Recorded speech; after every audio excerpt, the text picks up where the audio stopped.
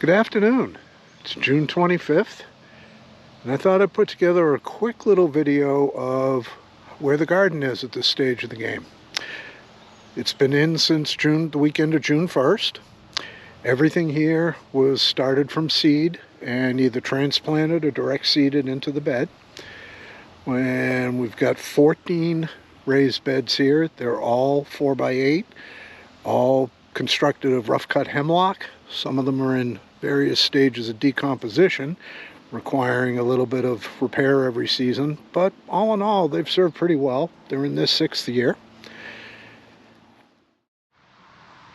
These first two beds have Brussels sprouts in them. There's 7 plants per bed. This year I'm growing Nordic Brussels sprouts, and the results thus far have been fantastic. These went in as transplants. I started the seedlings back in April, and 3 weeks in the ground they have gotten absolutely huge. Same story for the broccoli. This year I'm running with Fiesta broccoli again, and I've got 2 beds of those. There's a total of 26 plants, 13 in each bed. Then here's the salad bed. We've got arugula, 3 distinct plantings. This is the latest one right down there. And then we've got various types of lettuce and radishes in succession planting. And at the very back, that's where we put the green beans this year. Onwards to the tomato and pepper bed. I've got 4 tomato plants, 2 grapes, 1 slicer, and 1 Roma. They're doing very, very well. Pepper plants, they were a little slow to get acclimated to the bed, but they're doing good now. Got some flowers on some of them, and I'm expecting to see some yield, I hope, as the summer wears on. This is the new herb bed. One of the resting beds at the front of the garden. It used to be the herb bed. We started this one new this year. And we've got oregano, and then we've got 3 basil plants. Got some Gigante Italian parsley. That's a thyme plant right there. And then there's some cilantro coming in. And then the final bed on this side is where I've got the cabbage. We've got 6 cabbage. I've been growing storage number 4 cabbage forever because they generate really, really nice head in a quick time. Now we'll move over this way. Now heading down the other side, this bed here, we've got 3 rows of National Pickling Cucumber, and these guys will crawl up these trellis and we'll have lots of cucumbers in the near future. Here's the carrot bed. This year we're growing Yellowstone and Bangor carrots. They're the orange ones. And here's that second bed of broccoli. Can't wait to see what the yield is like this year. These plants are incredible so far. Now we're on to the onions. This bed here has half a bed of Patterson white onions in the front and in the back. Red Mountain red storage onions. They're all doing very, very well.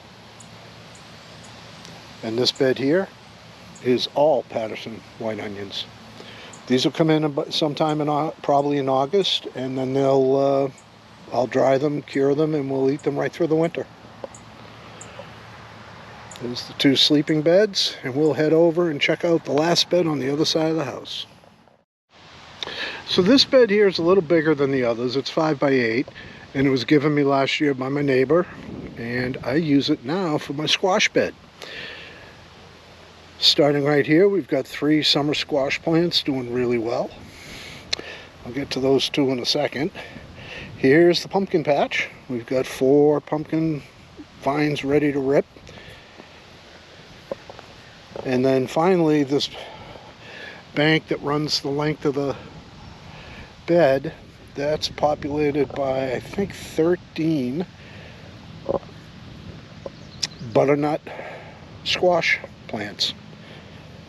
Butternut squash holds really well over the winter, so we like to grow that.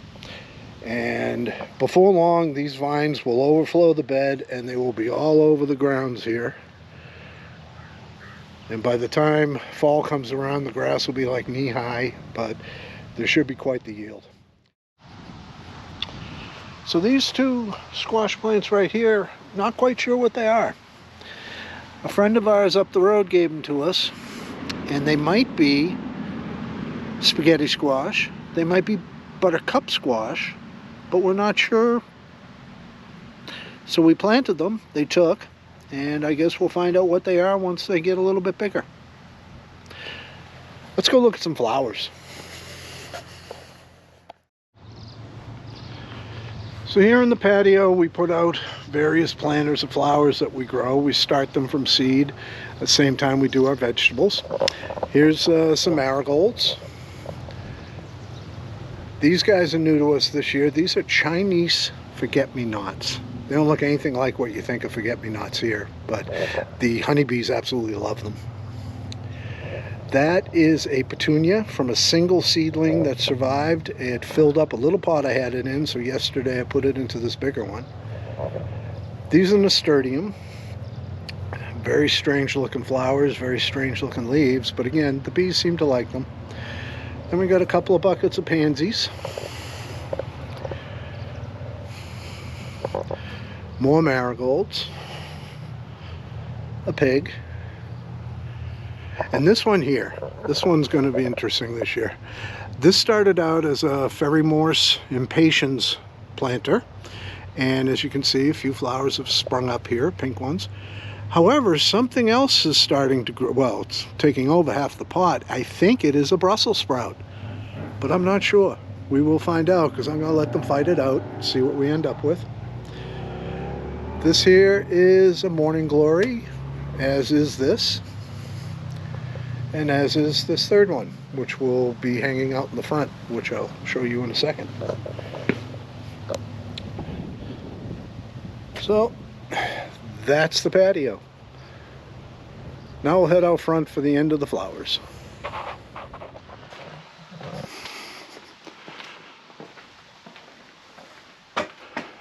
Petunias and impatiens. Both grown with Fedco seed. We've been doing this now since we lived here. This year we started them later than usual, and they're just starting to get underway with flower production. And the impatiens didn't do too well. Usually we end up with 2 baskets of each. Only got 1 basket of impatiens out of the seedlings that popped out of the seed this year. But the petunias, they did well. And we'll put that hanging basket of morning glories right off that hook pretty soon.